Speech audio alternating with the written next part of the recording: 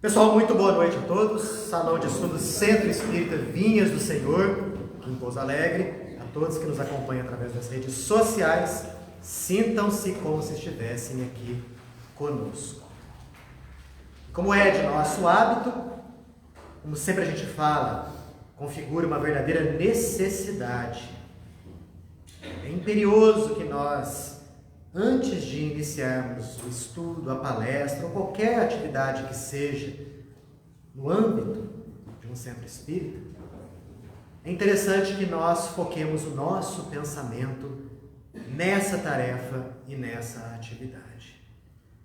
Coisa que à primeira vista pode parecer fácil, mas a nossa própria capacidade ininterrupta de pensar nos coloca numa condição, às vezes, refratária a atingirmos esse nosso objetivo. Isso porque, ao invés de nós controlarmos o nosso pensamento, parece que o pensamento nos controla. A semelhança de um cavaleiro que deveria controlar o cavalo controla o cavaleiro. Daí a imensa dificuldade que talvez nós tenhamos em focar o pensamento em algo, em meditar ou em situar o pensar no instante presente. Assim, a prece, de todas as funções, uma delas é justamente de alinhar o sentimento e o pensamento no instante do agora, para as coisas elevadas da vida. Já que nesse processo de orar, o pensamento unido ao sentimento elevado faz com que naturalmente nós nos sintamos vibrando em uníssono, não somente conosco mesmos ou com os irmãos encarnados que estão ao redor, mas também com aqueles desencarnados que já se situam aqui e que já nos receberam com tanto carinho, com tanto afeto. A prece tem essa função de fazer com que nós esqueçamos todas as atividades desenvolvidas ao longo da semana, para que o foco agora seja o despertar da espiritualidade em nós. E assim, nós de início agradecemos ao Pai a oportunidade do estudo, a oportunidade de nos situarmos dentro do contexto da doutrina espírita, que tanto tem a nos oferecer de ensinamentos, de aprendizados, para que a nossa vida possa ser levada a contento, atingindo o objetivo máximo, qual é o de melhorar progressivamente, dia após dia. E também vamos pedir ao nosso Pai que abra o nosso pensamento, para que o entendimento das lições se faça de maneira correta. Abra também o nosso sentimento, para que as tais lições, além de atingirem o campo mnemônico, possam também atingir o lado sentimental. Porque na verdade são as duas asas que nós procuramos desenvolver para simbolicamente voarmos rumo à perfeição espiritual. O intelecto desenvolvido, o sentimento desenvolvido. Paz, luz a todos, que assim seja. Pessoal, olha só, livro Libertação pelo Espírito André Luiz, psicografia do nosso querido Francisco Cândido Xavier. Estamos quase na metade do livro. Hoje nós iniciaremos o capítulo de número 9, intitulado Perseguidores Invisíveis. Quem está acompanhando o estudo aí com a gente, viu que houve ali uma reuniãozinha lá no plano espiritual entre Gúbio, o mentor, e Gregório, o obsessor-mor. Gúbio pediu para que Gregório permitisse a ação dele junto a Margarida, que estava ali passando por um processo obsessivo dos mais difíceis. O contexto todo a gente viu ao longo das últimas sextas-feiras. Bom, o que nós temos aqui, nós temos Gúbio, Eloy e André Luiz que estavam sendo conduzidos nesse momento à casa onde Margarida, encarnada, estava vivendo e passando por um transtorno obsessivo dos mais graves. Lembrando que Gregório permitiu a ação deles sem nenhuma interferência, mas ao mesmo tempo esses três iriam agir sem que os 61 obsessores de Margarida soubessem desse fato. Então eles iriam agir ali como infiltrados. Para os 61 obsessores, eram outros 3 obsessores que estavam chegando a fim de agir de maneira nociva sobre a moça. Em verdade, a tarefa dos 3 era diametralmente oposta. Era fazer com que houvesse ali, como o próprio título do livro fala, a libertação dela das amarras obsessivas. Então André Luiz começa relatando para a gente que no dia seguinte, então eles dormiram mais uma noite naquela cidade trevosa, ele não entra em detalhes, eles, na companhia de várias entidades trevosas, ignorantes, se dirigiram à confortável residência de Margarida aqui na Terra.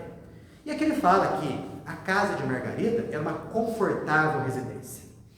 Era uma casa bonita, grande, com belíssimos jardins ao redor. Ou seja, em termos sócio-financeiros, econômicos, Margarida desfrutava de uma condição muito boa aqui na Terra. Isso sob o ponto de vista material. Era tudo muito bonito, tudo muito limpinho, tudo muito organizado. Só que André Luiz começa a falar para a gente da realidade espiritual daquele local. Ele fala que paramos junto à ala esquerda da construção, notando-a ocupada por muitas personalidades de aspecto deprimente. Estão lembrados? 61 obsessores foram destacados por Gregório para agirem sobre Margarida. Rostos patibulares, caras sinistras. Vocês imaginam o naipe das pessoas que estavam lá, desencarnados, obviamente. Indiscutivelmente, André Luiz fala que aquela construção estava sendo vigiada por carcereiros frios e impassíveis. Aí eles entraram. Qual foi a sensação de André Luiz ao entrar na residência? O ar jazia saturado de elementos intoxicantes. E ele teve que disfarçar a custo o tremendo mal-estar que se acercou dele. É claro, André Luiz estava acostumado com um ar limpo, né? Cheio de substâncias benéficas e nutritivas de nosso lar. Aí ele chega ali no local onde haviam dezenas de obsessores e, claro, gente, isso daqui é uma lição para nós. O pensamento é algo forte e construtor. E nós sabemos que a matéria espiritual que nos cerca, ela é profundamente influenciável pelo pensamento que nós emitimos. Imaginemos 61 obsessores empenhados na tarefa de prejudicar uma moça e levá-la à morte. Como que é a parte espiritual dessa casa? Como que fica aquela atmosfera pesada? Isso André Luiz estava sentindo. Quem é encarnado e quem tem uma sensibilidade um pouco mais aprimorada, poderia sentir algo semelhante. Eu tenho certeza que mais de um aqui detém essa condição. Por exemplo, você entrar em um local, de repente você sentir um mal-estar, algo meio indefinível, uma sensação de peso, um mal-estar, você se sente mal. E não existe nada que justifique essa sua sensação. É imperioso que nós notemos isso. Por quê? Pode ser que aquele local esteja sobrecarregado de fluidos deletérios, com os respectivos obsessores ali presentes. Ou até mesmo os próprios encarnados emitindo matéria mental de baixo nível. Foi o que André Luiz sentiu ali. Entraram na casa, a atmosfera empesteada de fluido ruim. E aí já mais alguns obsessores chegaram para ver quem estava aparecendo ali.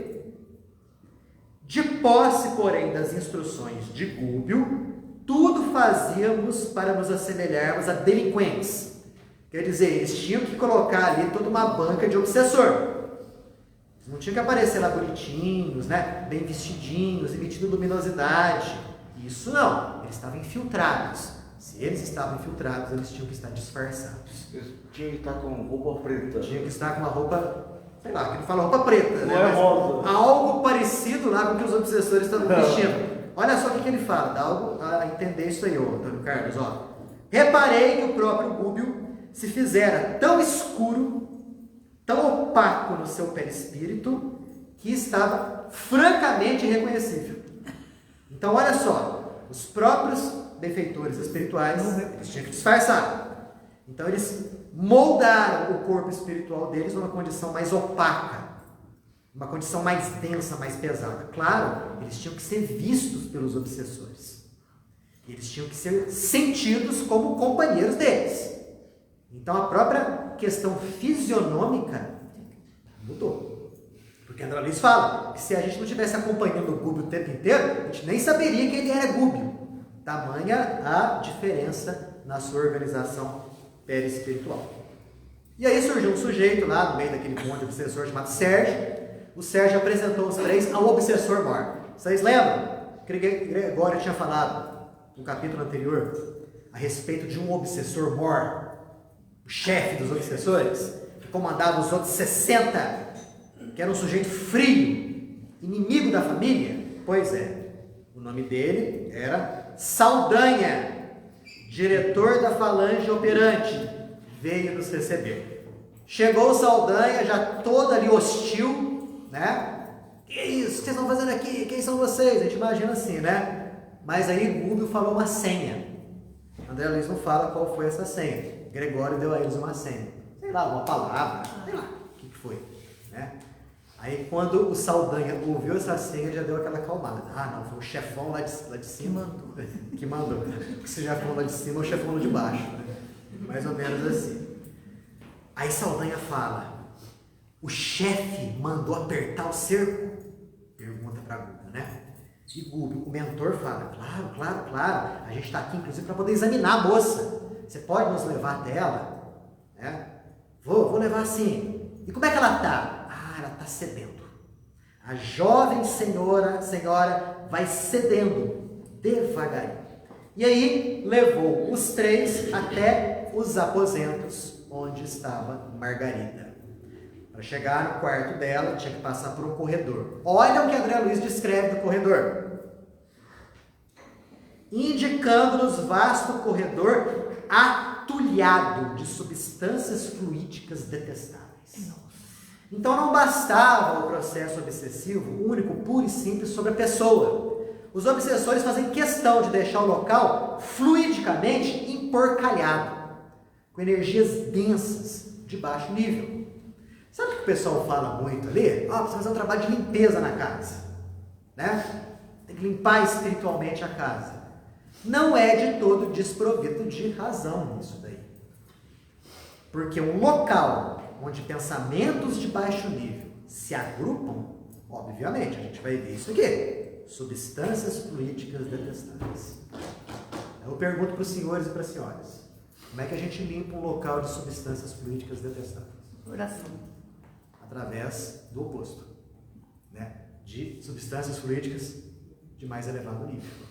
Aí a gente percebe a questão da oração, a gente percebe a questão do próprio evangelho no lar, a gente percebe a necessidade do pessoal da casa desenvolver boas leituras, bons hábitos, bons programas a serem assistidos na televisão, na internet, etc. e tal.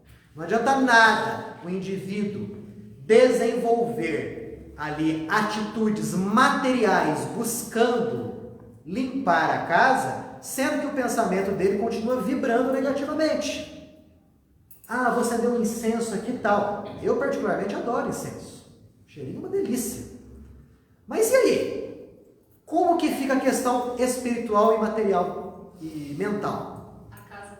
A casa mental da pessoa. Se ela continuar vibrando negativamente, sendo pessimista, mal-humorada, desequilibrada, vai adiantar alguma coisa de incenso?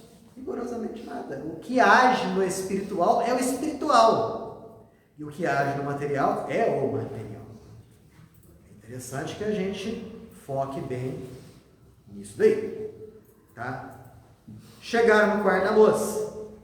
Quarto grande, né? Janela bonita, aberta, era de manhãzinha, o sol entrando ali, né? Iluminando todo o quarto. E lá na cama, uma mulher, ainda moça, mostrando extrema palidez.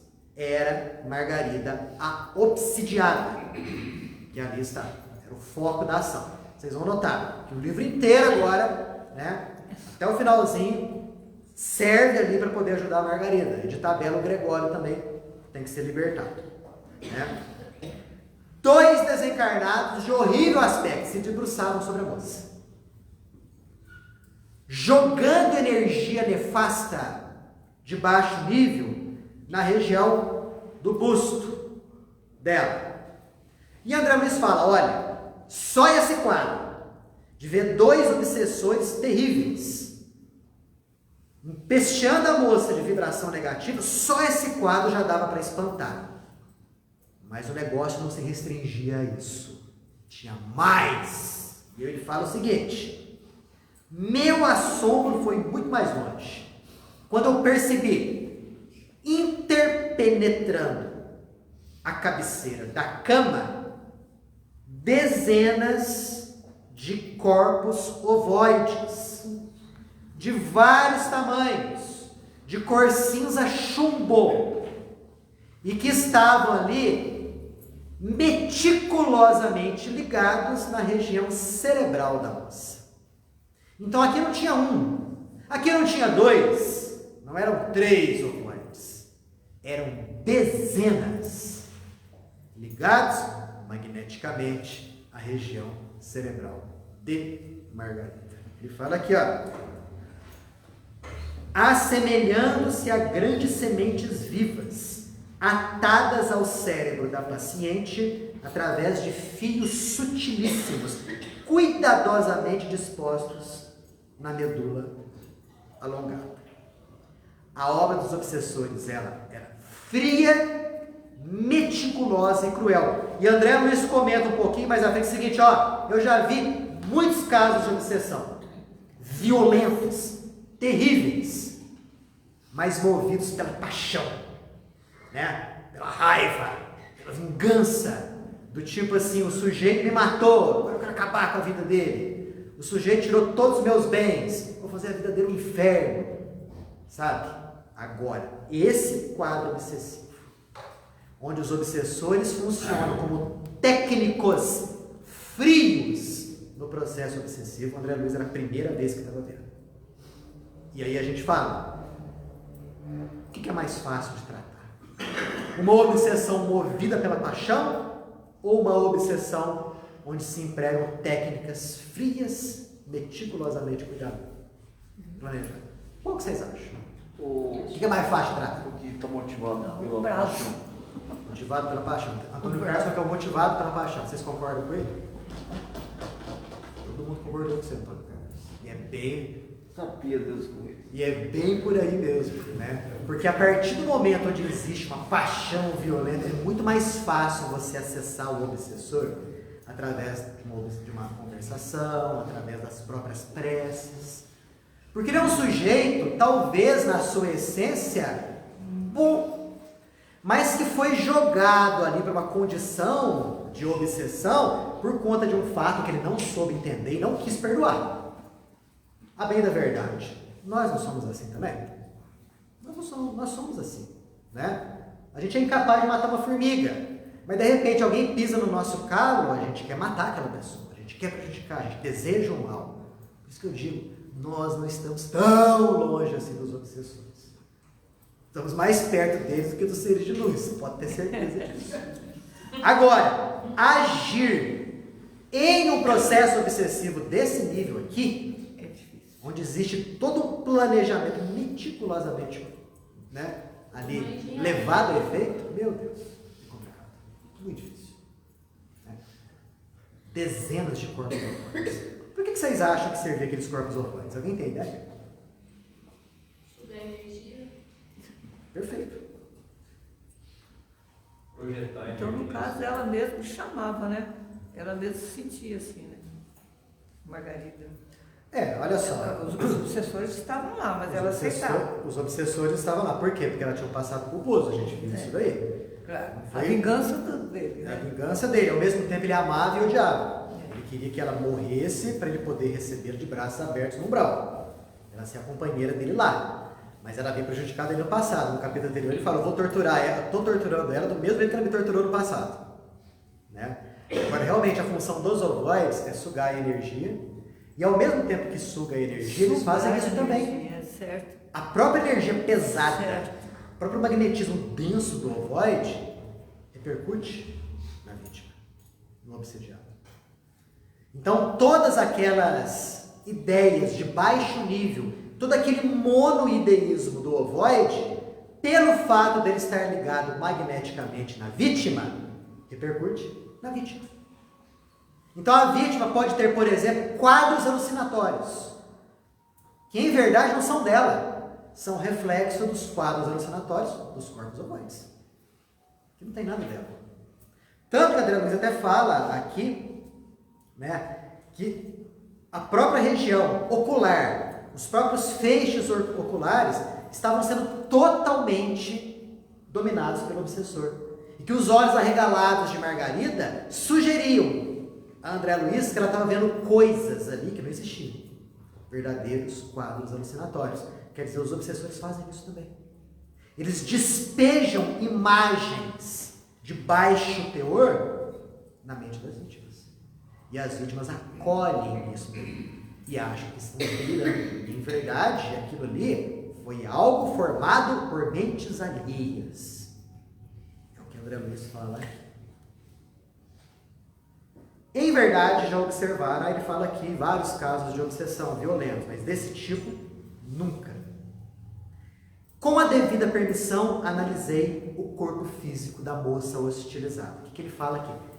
Todas as partes do corpo, todos os centros nervosos, todos os órgãos, todos os centros metabólicos, todos estavam sob a ação obsessiva.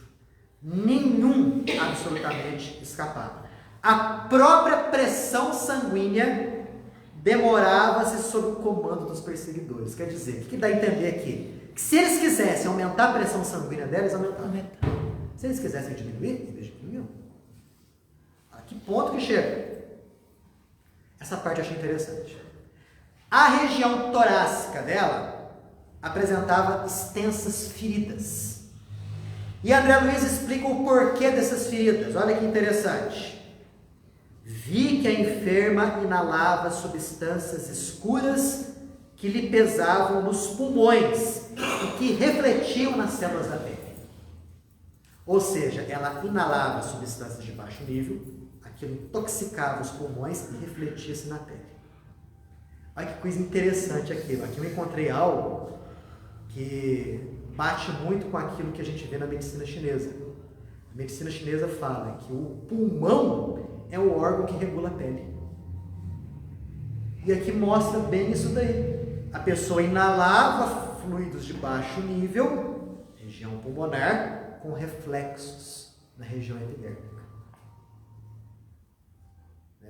Feridas extensas se acercavam ali do tronco da moça. A vampirização era incessante. As energias usuais do corpo pareciam transportados aos corpos ovoides, que se alimentavam à maneira de movimentos de sucção. Já imaginaram essa cena? Dezenas, não é um, nem dois, nem três, dezenas de corpos ovoides ligados fluidicamente em toda a região cerebral, nervosa da moça, sugando as energias dela e jogando pensamentos de baixo nível. Um aglomerado de carrapato. Um aglomerado de carrapato. Boa imagem. Simbiótico, parasitário. Exatamente. Eram parasitas. Porque o que o ovoide faz? Além de ficar pensando de maneira assim, única, em um único tema, ele precisa de energia. Onde que ele arruma essa energia? Um dos modos é isso aqui. E como que eles foram atraídos nessa situação de Margarida? Boa pergunta. André Luiz fala que, muito possivelmente, esses corpos ovoides, eles foram trazidos pelos próprios obsessores de Margarida. Porque a gente viu, quando André Luiz descreveu a cidade trevosa, lembra daqueles abismos e precipícios? Tinham milhares de pessoas lá, muitos estavam na forma ovoide. O que os obsessores fazem? Eles saem, né, nessas regiões, a cata de corpos ovoides. Eles vão catando corpos ovoides ali. Ah, tem um ali, vamos catar. Ah, tem outro ali, vamos catar. Né? Esse aqui tal, esse aqui parece que é bom. Bem criado. É. E eles vão juntando esses corpos ovoides. Para quê? Para empregar no processo de obsessão. Não é à toa que eles fazem isso. Eles fazem com objetividade. Eles sabem o que eles estão fazendo. Então, eles catam os ovoides, saem à caça deles, para poder ligá-los aos seus alvos encarnados. Você fala assim, nossa, mas isso tudo é muito terrível. É. E a gente está falando aqui de um livro que é de 1949, né? Então, imaginemos como que a coisa se encontra nos dias de hoje. Nós sabemos dos casos de aparelhos parasitas. Eles a técnica obsessiva hoje não se limita à questão dos ovoides, mas também a vários aparelhos que são implantados no corpo perispiritual das suas vítimas. Mas isso daí é assunto para a gente desenvolver depois. Oi, pode falar. Digamos, uma situação hipotética, que ela saísse daquela casa, fosse internada em algum hospital psiquiátrico, ou mesmo saísse daquela casa para outra casa, acompanharia ela? Daqui a pouco ela vai para a missa. Ah, Aí você vai ver o que vai acontecer. Chega lá. Mas se essa obsessão aí tivesse, eu não sei se aí na frente você vai falar isso, mas não tinha tratamento como medicamento para afastar isso, ou é só espiritualmente que vai ter conseguido tirar? Ó, daqui a pouco a gente vai mais para frente nos próximos capítulos, que ela estava sendo cuidada por médicos. E os médicos, os remédios não conseguiam Sabia afastar o que isso. estava acontecendo, né? Sabia. Dava as medicações e tudo, mas a doente não respondia. Né? Mais para frente, ela é levada a um médium, que era um médium mercenário, porque o marido de Margarida ficou sabendo lá que determinado médium lá estava ajudando as pessoas, só que ele cobrava para ele, né? Então a gente vai ver como que age um médium mercenário, o que existe no entorno do médium mercenário. Então todas as ações que estavam sendo desenvolvidas pelo marido de Margarida, que estava muito preocupado com ela, com a esposa, claro, tinha que estar mesmo, nada estava resultando em benefício. Se não houvesse a ação ali do Gúbio, a moça ia desencarnar. Ela com certeza tinha um certo controle também da própria vida, né? Porque ser dominada por tudo isso é um pouco, muita fraqueza. Ah, não, se ela chegou num ponto Mas aqui, ela também é uma certa culpa inconsciente, né? pode ter certeza disso. Aceitando.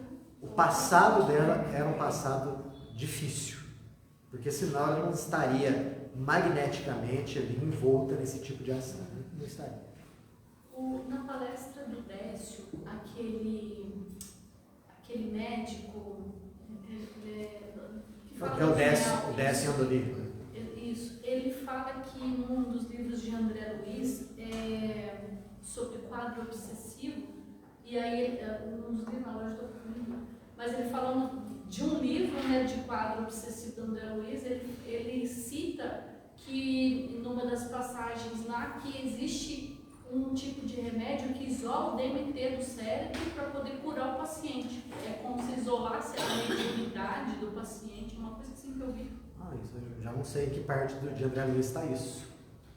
Vou até rever de novo para Dá uma olhadinha, depois você passa para mim, para dar uma olhada Deixa eu nisso. perguntar mais uma coisa só, Daniel. Se essa pessoa, se ela fosse mais preparada espiritualmente, esses, como é que chama o negócio mesmo? Os outros ovoides. Era menos chance deles chegarem nela.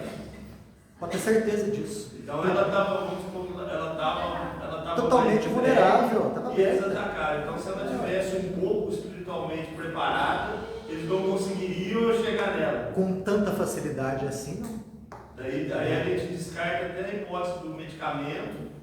O medicamento poderia agir para deixar ela mais forte, organicamente mais forte. Organizando a mente para não deixar. Exatamente. Pode-se considerar que ela não usou medicamento, não foi espiritualmente destruída e aquilo atacou e depois não tinha como regular mais. Assim, Tanta facilidade assim. É desse jeito que funciona.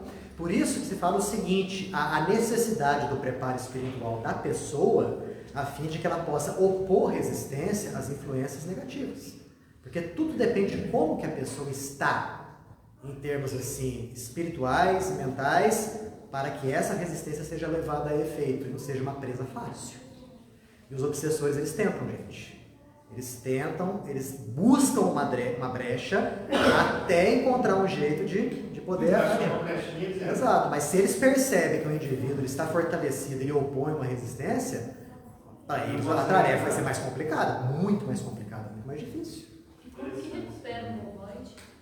Normalmente através de processos reencarnatórios. Ele é levado ao processo de reencarnação de maneira compulsória, através do choque biológico, né, de gestações que às vezes são infrutíferas, levadas a abortos espontâneos. O choque biológico faz com que o organismo perispiritual se recomponha.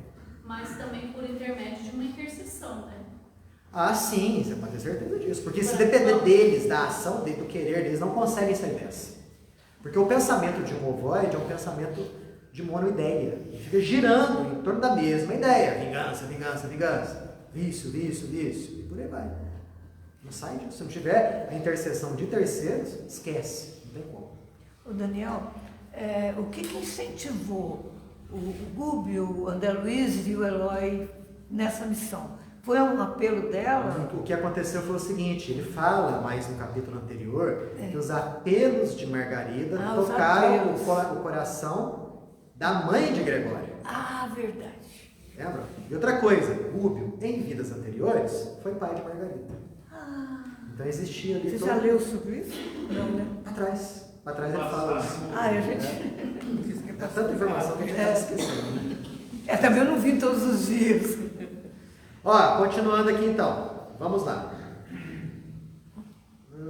Concluí que a infortunada senhora devia ter sido colhida através do sistema nervoso central, de vez que os próprios sinistros dos perseguidores, os propósitos sinistros deles, se faziam patentes quanto à vagarosa destruição das células nervosas. Então, tudo aquilo ali que estava sendo levado a efeito pelos obsessores tinha por objetivo a destruição das células do sistema nervoso central de Margarida.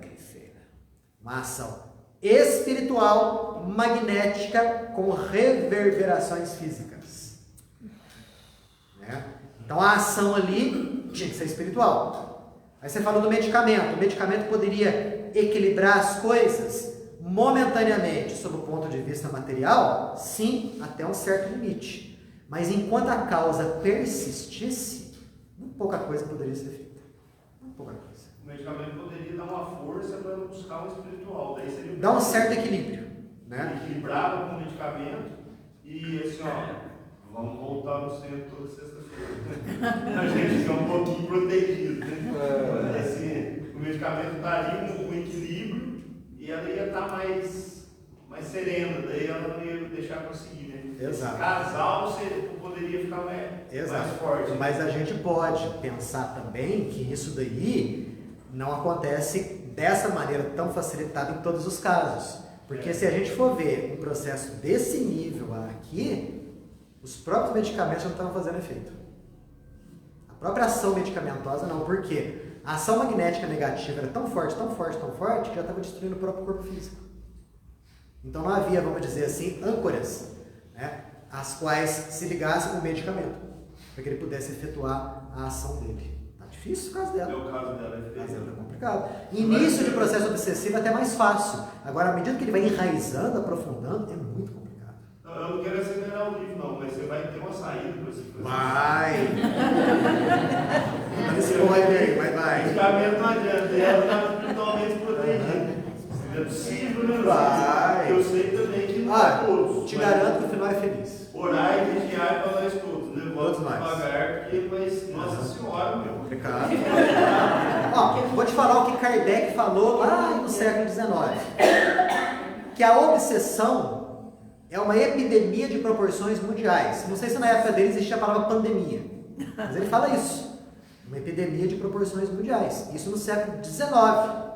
Imaginemos nos dias de hoje.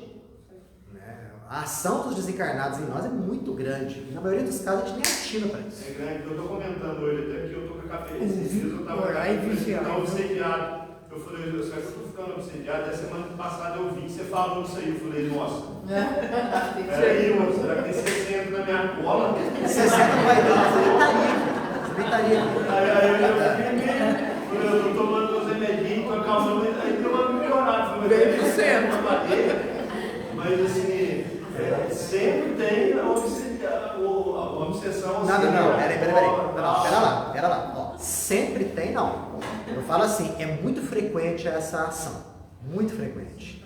E às vezes, desequilíbrios momentâneos que nós temos são desequilíbrios que nós mesmos desenvolvemos. É importante, é imperioso notar isso daí. A obsessão, você fica pensando uma coisa só. Uma auto-obsessão. Aí o que acontece? O obsessor ele sempre vai agir nas brechas que a gente deixa. Então a gente abre uma brechazinha, tem um desequilíbrio ali, fala assim, opa, agora é a hora de agir. Aí ele começa a jogar os pensamentos de baixo ali. Na brecha que deixa, é na hora que você fala assim, eu não vou pensar, mas você está pensando.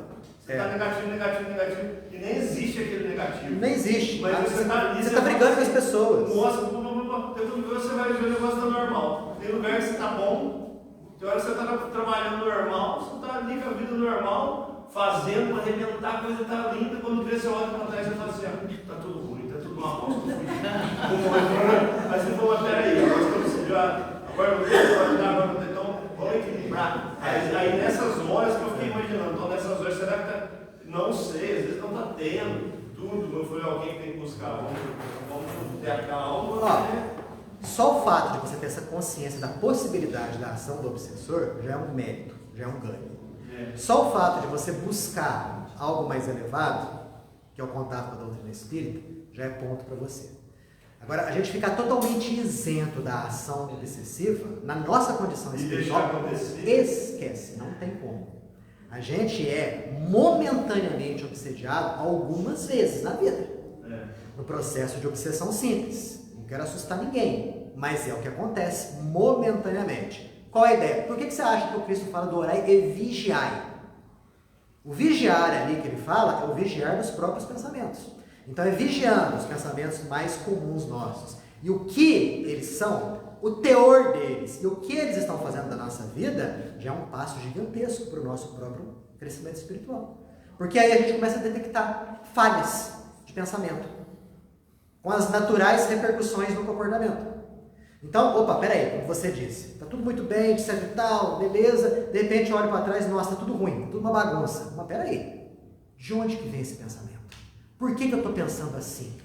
Tá me fazendo bem? E aí você volta voluntariamente ao seu eixo de equilíbrio, buscando a prece, buscando leituras boas, boas companhias, porque aí você equilibra a luta. Aí você está oferecendo condições para o teu mentor espiritual agir em você, te ofertando agora pensamentos de alto nível, pensamentos mais equilibrados. Né? Porque assim, é a mesma coisa de uma doença orgânica. Se a gente trata no começo, a chance de êxito é maior. Agora, se nós deixamos o processo doentio se aprofundar, o tratamento é mais complicado, mais demorado e mais doloroso. Com o processo obsessivo, a tônica é a mesma. Tem também a intuição, né? Eu tive uma fase semelhante a isso que você está falando. E quando eu percebi que eu estava sendo dominada mais pelo pensamento negativo, era um dia de carnaval. Eu estava sozinha em casa, com os filhos fora, e eu falei assim, para. Falei algo para mim. Para, vai embora, suma. E passei a usar o quê? Não tem um semáforo? O sinal vermelho? Sim. Quando um pensamento negativo, eu falei assim, sinal vermelho, para, vamos dar uma parada. Eu vou modificar. É bem por aí mesmo. É a gente detectar. Criar criar táticas. A gente precisa disso. Sabe uma coisa muito prática? O Sr. Gilberto costuma falar isso sempre. a gente criar uma lista mental com coisas boas. Umas 10 medidas, né? As 10 medidas boas, coisas boas que você quer para a tua vida. Trocar os pensamentos. Trocar os pensamentos. Trocar os pensamentos. Ah, eu quero viajar, sabe? Eu quero entender mais as coisas, eu quero fazer um curso, eu quero passar, sabe? Coisas boas e positivas. Começou a surgir o pensamento negativo, automaticamente você troca por aquela lista de bons propósitos. Né? Nossa, Daniel, é complicado, é uma luta constante. É claro que é uma luta constante. Lembra daquele simbolismo que nos apresenta? Do diabinho do lado, do anjinho do outro? É mais ou menos essa a luta nossa. Lembrando que para a ação boa e para a ação má acontecer em nós, tudo é uma questão de direcionamento mental nosso. O lado que a gente vai entender. A gente não pode, na condição espiritual que nós já nos encontramos agora, sermos folhas levadas ao vento. Nós não podemos. Nós temos que decidir o lado que a gente tem que seguir. Fala, Zagal. Objetivamente, sobre o mental, você tem que, vamos dizer assim, uma frase que eu digo assim: não deixe o teu mental te dominar, domine você o teu mental. E isso, na verdade, você às vezes não consegue facilmente, mas é um exercício, como você exercitar o músculo na academia, você exercitar o teu mental. Exato. Então você vai exercitando. A hora que o mental quer te tomar conta, você, não é assim. Você inverte a situação. Então não deixe o mental te dominar, domine você o teu mental. Por isso que os orientais eles têm mais facilidade no processo de meditação. Porque desde pequenininhos eles são ensinados a meditação e a dominar o cavalo selvagem, que é o mental nosso. Agora aqui no Ocidente acontece o oposto. Muito frequentemente nós somos escravos dos nossos pensamentos. E eles acontecem de maneira desabalada, incessante, ininterrupta. Uma hora está pensando uma coisa, outra está pensando outra. Isso é um desgaste energético tremendo. Fora que te conduz a uma sintonia de baixo nível repetidamente. Mas vamos lá. E a física diz, né? Os afins se atraem. Exato. Semelhante atrai semelhante. Mental é energia, pense positivo. Perfeito. Aí você não atrai o negativo. Como será que Gúbio se encontrava intimamente, vendo a filha querida dele no passado naquela situação? André Luiz fala aqui, ó. Esforçava-se Gúbio para não trair a imensa piedade que tomava conta dele, diante da enferma conduzida para a morte. E André Luiz falou o seguinte: olha, se eu tivesse no lugar dele, eu não teria esse equilíbrio dele, não. Eu já dava um tanto de passe no cérebro dela, já tirava, né? Ele até falou, até vai me interessar, aquela carga pesada e inútil de mentes enfermiças. Carga pesada e inútil de mentes enfermiças, os ovoides. Então, André Luiz falava o seguinte: ó, se fosse comigo, já dava uns passes, tirava aqueles ovoides todos, lutava com os obsessores um por um. Vencia todos. Forte assim, né? Mas Gúbio não fez isso. Né? Nosso instrutor não procedeu assim. Fixou a paisagem aflitiva, olhou para o Saldanha, que é o obsessor mor, né? E pediu para ele informações do caso. O que Saldanha falou? Ó, já faz uns 10 dias que a gente acelerou o processo sobre ela. A presa foi colhida em cheio. Olha só o termo que ele usa para se referir a Margarida. A presa foi colhida em cheio. E felizmente não contamos com qualquer resistência. Não houve nenhuma resistência por parte dela. Se vieram colaborar com a gente, ó, vocês não vão ter muito serviço para fazer aqui não. Porque aqui o negócio está quase concluído. E aí, Gúbio pergunta: mas é o marido dela? E Saldanha fala: ele até que é uma má pessoa, né? Mas não tem a menor noção da vida espiritual. Todavia, no casamento foi apenas transferido de gozador da vida para homem sério. A paternidade lhe seria um trambolho. E os filhinhos seriam assim, curiosos brinquedos. Hoje conduzirá a esposa à igreja. Quer dizer, o marido dela não era uma pessoa ruim. Era um homem, né? Mas assim, era uma pessoa comum do seu tempo. né? Não tinha nenhuma aspiração espiritual, era uma pessoa sem tanta evolução nesse quesito. E Saldanha fala, hoje vai levar ela à missa, na esperança de melhoras. Mal acabaram de falar isso, chega o marido, triste, simpático, né? Chegou perto da moça, pegou na mão dela, lhe ofereceu palavras ali de estímulo, de carinho, né? Ajudou-a a se vestir, e aí foram para a missa. Chamaram um táxi. Vocês perguntam, por que não chamaram Uber? Porque nessa época, em 49, não existia Uber. Não tinha celular. Não tinha celular. Chamaram um táxi na direção do templo católico. Então foram para a igreja. Na verdade, aqui, pelo que está falando aqui, seria uma catedral, né? Porque tinham 800 encarnados lá. Então, uma igreja de grandes proporções, a meu ver. Gente, quem foi que perguntou para mim se ele foi para algum... isso. O veículo, a meu ver, transformara-se num carro de carnaval. Entidades diversas se aboletavam dentro e fora do carro, desde os paralamas até o teto. Gente, que ideia! Vocês já imaginaram? No táxi tinha um taxista, tinha um esposo, que modelo que era o táxi? e tinha Margarida. Então? Margarida. Espiritualmente falando, aliás, materialmente falando, 3 encarnados. 3. Só que foi um bolo lá dentro também. Dentro como fora. Se a gente pudesse enxergar a cena, seria curiosa a cena, né? Um monte de obsessor saindo pelo ladrão, literalmente. Né? No teto, no paralama, no para-choque, etc. Se aboletando. Ele usa a imagem de carro carnavalesco. Né? Um dos desfiles que a gente vê aí em fevereiro, né? Um carro alegórico, cheio de gente pendurada, né? De um lado. É isso aqui. Chegaram na igreja e observei estranho espetáculo. A turba de desencarnados era mais ou menos 5 vezes mais do que dos encarnados. Compreendi logo que a maior parte dos desencarnados estavam lá para quê? Para perturbar e iludir. Dentro da igreja. Dentro da igreja. Puxa.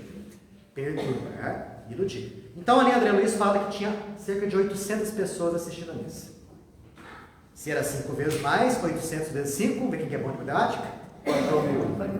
4 mil, mais ou menos 4 mil desencarnados.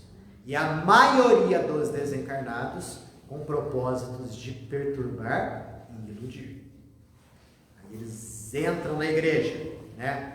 Aí Gúbio viu que Saldanha estava mais preocupado, né, em ficar junto ali de Margarida, do esposo. Aí Gúbio se afastou junto com André Luiz e Eloy, de certo, para dar algumas instruções para eles, mostrar a paisagem espiritual da igreja, falar algumas coisinhas para eles, né? André Luiz descreve: a algazarra dos desencarnados ignorantes era de ensurdecer. Vocês imaginem, 4 mil pessoas desencarnadas na maior algazarra. Imagina um campo de futebol com 4 mil pessoas. Nossa. Gritando, todo mundo gritando ao mesmo tempo. Era mais ou menos esse o ambiente espiritual da igreja. A atmosfera pesava. 4 mil desencarnados em posição de desequilíbrio, francamente, né? Respiração fizera-se mais difícil pelos fluidos semimateriais. Aí você está falando para mim, nossa Daniel, mas você está falando disso numa igreja católica? Coisa feia, né? Quer dizer que na igreja católica, uma missa só tem essa parte ruim, feia, negativa? Não, gente. Todavia, ao fixar os altares, confortante surpresa aliviou meu coração. Dos adornos e objetos de culto emanava doce luz, que se espraiava pelos cimos da nave visitada de sol. Fazia-se perceptível, nitidamente, a diferença de energias. Do altar, energias elevadas, luminosas, belíssimas, para a energia da plateia, de encarnados e desencarnados. Aqui ele usa até mesmo a comparação da água com azeite. Não se mistura. Quando você coloca água e azeite, dá para você ver direitinho ali as bolinhas de azeite boiando. Porque não se mistura. Então ali a gente vê o nítido limite entre os bons fluidos e os maus fluidos. Né? Contemplando essa claridade, André Luiz vira para Gúbio e fala o seguinte: ô Gúbio, Moisés não manda, no segundo mandamento, que o homem não deve fazer imagens de esculturas de Deus, porque eles penetraram o templo católico. Todos nós sabemos, imagens de santos, né? Pinturas ali mostrando Deus, Jesus, Maria, etc e tal, os adornos, os objetos, tudo tradicional. Mas aqui no segundo mandamento Moisés fala para não criar imagens de Deus, para não adorar. E aí, Gúbio, o que você me fala? Gúbio fala, determina o Antigo Testamento que ninguém deve se curvar diante de imagens. Isso é verdade. Isso é um erro. Todavia, Deus é grande. A bondade divina é infinita, e aqui nos achamos perante a apreciável quantidade de mentes infantis. Quantas vezes as crianças acalentam bibelôs a fim de se prepararem convenientemente para a vida adulta? Ainda existem na Terra tribos primitivas que adoram Deus na voz do trovão, e coletividades que cultuam animais. Nem por isso Deus abandona essas pessoas. Vale-se dos impulsos elevados que elas lhes oferecem para socorrer-lhes as suas necessidades. O que ele está falando aqui? Que há ainda pessoas que têm a necessidade dos objetos materiais, a fim de que, na fixação dos objetos materiais, essas pessoas criarem um estado de espiritualidade maior. É aquilo que eu até estava dizendo ali agora há pouco, a questão das muletas psicológicas. É necessário que muitas pessoas vejam a imagem, vejam a figura do padre, vejam todos aqueles adornos, vejam os objetos, vejam os rituais, vejam os cerimoniais, a fim de que elas possam buscar atingir ali um estado de maior identificação com a espiritualidade. Deus critica essas pessoas? Deus as prejudica? De modo algum. Deus se vale desses impulsos elevados dela no intuito de socorrê-las. E aqui ele fala, vai chegar o momento que elas vão perceber que isso não é importante. E que elas vão, por si sós, atingir a maior espiritualidade através da interiorização, sem necessidade de nada material, sem necessidade de nenhum objeto. É o que ele nos fala aqui. Nessa casa de oração, os altares recebem as projeções da matéria mental dos crentes.